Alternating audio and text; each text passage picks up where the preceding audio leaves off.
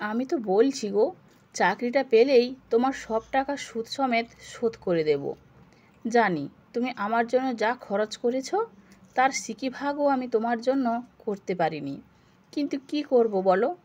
তোমার কাছ থেকে কিছু তো আমি লুকাইনি। একবার চাকরিটা পাই, তোমার যা ইচ্ছে হয় কিনো, যেমন খুশি সংসার সাজিও। কথা দিচ্ছি, কিছুতেই বাধা দেব না। দয়া করে তুমি আমায় ছেড়ে যেও না কস্তুরী। এটা তো জানো তুমি আমার জীবনে বেঁচে থাকার একমাত্র কারণ। আমার সমস্ত মন প্রাণ দিয়েই তোমাকেই ভালোবেসেছি, আজীবন ভালোবেসে যাব। আমায় ভুলে যাও দীপ্র। এভাবে হয় না, সংসার অত সহজ জিনিস নয়। অভাবের সঙ্গে যুদ্ধে গিয়ে পরস্পরকে আঘাত করব দিন প্রতিদিন। আমাদের সম্পর্কের কঙ্কাল বেরিয়ে পড়বে। ভালোবাসার এমন অপমৃত্যু দেখতে পারবো না আমি। তার চেয়ে আমায় যেতে দাও, যেতে দাও হাসি মুখে, বলে ওঠে কস্তুরী। এভাবে আমার ভালোবাসা নিয়ে তুমি ছিনিমিনি খেলতে পারো না। তোমাকে প্রথমেই বলেছিলাম কস্তুরী, আমাদের গন্তব্য আলাদা। বিজনেসম্যান বাপের একমাত্র সন্তান তুমি। মুখের কথা খসাতে না খসাতেই হাতের কাছে সব কিছু হাজির হয়ে যায়। আমার স্যাঁতস্যাঁতে 1.5 কামরার ঘর, আলো বাতাসহীন জীবন, ভাঙাচোরা জানালার ভেতর দিয়ে যে আশার প্রদীপের আলো দেখা যায় তা টিমটিমে, ক্ষীণ থেকে ক্ষীণপ্রায় হয়ে এসেছে। কখন দপ করে নিভে যাবে তা জানি না। ঈশ্বর প্রদত্ত মেধা ছাড়া আমার আর কিচ্ছু নেই, কোনো দিনই ছিল না। তুমি সুন্দরী, সব দিক থেকেই আমার চেয়ে যোগ্য। আমার হতাশ, একাকী, ব্যর্থ জীবনের সঙ্গে নিজের জীবনকে না জড়ালেই খুশি হব। পাল্টা তুমি সেদিন কি বলেছিলে জানো? আমার মনে নেই। অস্পষ্ট স্বরে বিড়বিড় করল কস্তুরী।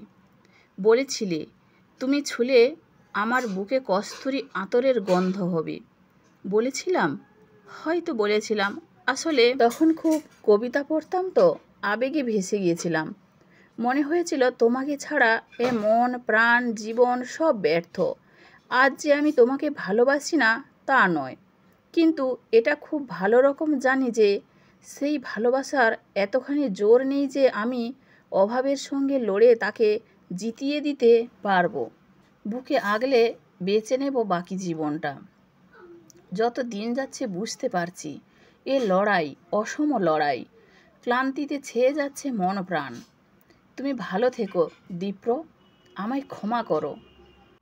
বেশ বুঝতে পারছি তুমি মনস্থির করে নিয়েছো কস্তুরী। এখন আমি হাজার কিছু বললেও তোমার সিদ্ধান্ত বদলাবে না। উল্টে আমার কথাগুলো তোমার কাছে পাগলের প্রলাপ বলে মনে হবে। তুমি যেটা ভালো বুঝেছো সেটাই করেছো। তোমার জীবন, সিদ্ধান্তও তোমার। ক্ষমা করলুম। অন্তর থেকে চাইবো তুমি সুখী হও। কোনো রকম কষ্ট যেন কোনো দিনও তোমায় ছুঁতে না পারে। এ কথা তুমি মন থেকে বলছো? কস্তুরী যে যথেষ্ট অবাক হয়েছে তা কণ্ঠস্বরে স্পষ্ট। কেই বা চায় ভালোবাসার মানুষকে কষ্ট পেতে দেখতে? আমি শুধু একটা কথা জানতে চাই, যদি ইচ্ছে হয় উত্তর দিও। অনিচ্ছার সুরে বলল কস্তুরী। বলো কি জানতে চাও? একদিনের জন্য হলেও কি সত্যিই আমাকে ভালোবেসেছিলে কস্তুরী? নাকি সবটাই তোমার খেলার অংশ ছিল, আমায় জেতার খেলা? হাসল কস্তুরী। জেতা হারার হিসেব কে রাখে দীপ্র? হিসেব কি এতই সহজ? আজ আসি। দীপ্র বুঝল কোনো উত্তর নেই তার এতদিনের প্রেমিকার কাছে, কিংবা হয়তো আছে, কিন্তু সে উত্তরকে মনে ঠাঁই দিতে আর চায় না সে। ছোট থেকেই অতি আদরে মানুষ কস্তুরী।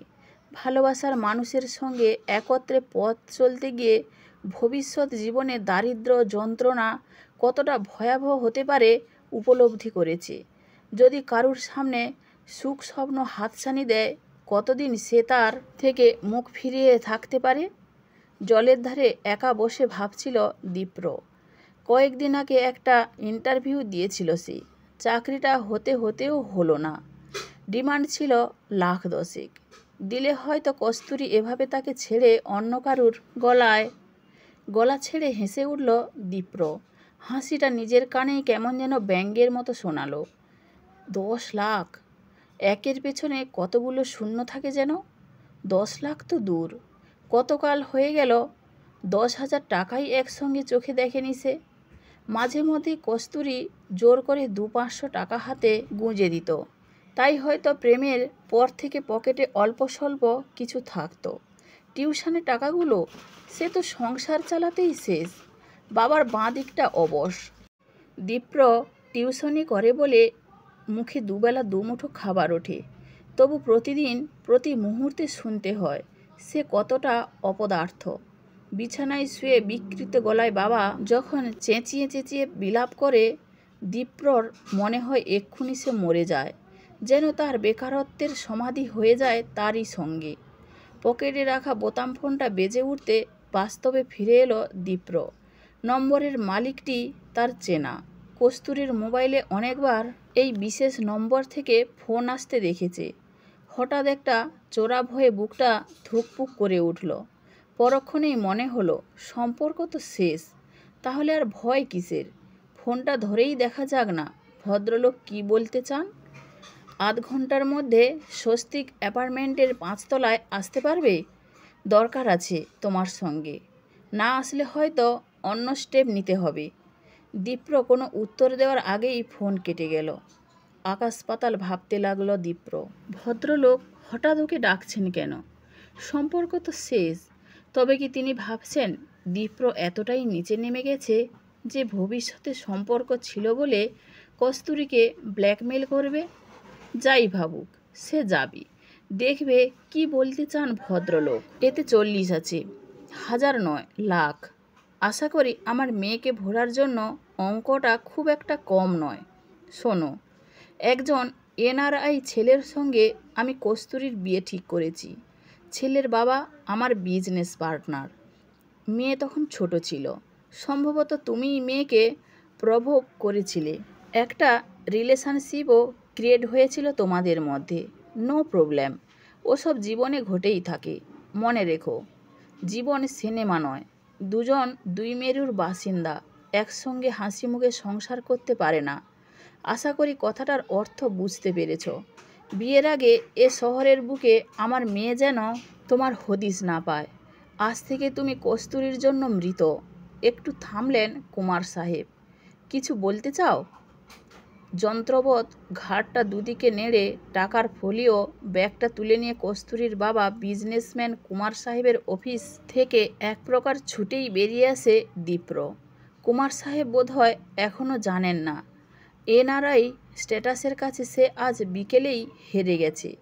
কিন্তু সব কিছু হেরে বসার মাঝেও জিতের আনন্দ দিচ্ছে ব্যাগ ভরা টাকা। এত টাকা সে জীবনে দেখেনি। সাফল্য এবার তার করায়ত্ত হবেই। ফাঁদে পড়ে একটা খেলায় হারলেও পরেরটাই জিতবেই সে। জিততে তাকে হবেই। বাবা মেয়ের কথা হওয়ার আগেই শহর ছেড়ে পালাবে। কোনো এক নতুন জায়গায় শুরু হবে নতুন আমির জীবনযাপন। বছরখানেক পর নিউ ইয়র্কের লং আইল্যান্ড সিটির পাম বিচ হাউসের কলিং বেল বেজে উঠল। মোহময়ী গাউনে সজ্জিত কস্তুরী এসে খুলে দিল দরজা। নতুন আগন্তুকের দিকে দৃষ্টি আকর্ষণ করে বলে উঠল, শিবম, ইনি দীপ্র, তোমার নতুন ড্রাইভার। এজেন্সি থেকে আজকেই কনফার্ম করেছে। একটা রহস্যময় হাসি কস্তুরীর ঠোঁটের কোণে ফুটে উঠেই মিলিয়ে গেল।